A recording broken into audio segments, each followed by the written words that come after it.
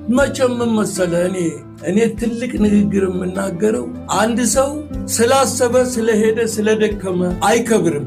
ማንኛውም ሰው እንዳስተሳሰብ አይከብርም። ያማ ቢሆን ኖሮ ሁሉም ያም ሁሉም ይከብር ነበር።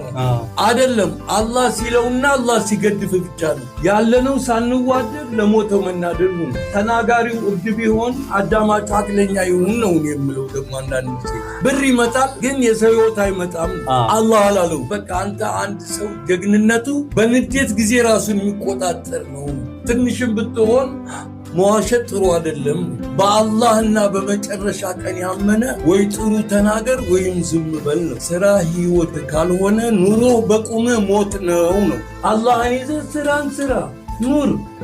በቃ ያ ነው ዋናው። ሰርቶ መኖርን የሚያክል ምንም ነገር የለም በዚህ ዱንያ ላይ። ምን ያደርጋል? ከመጠጥ ምን ይገኛል?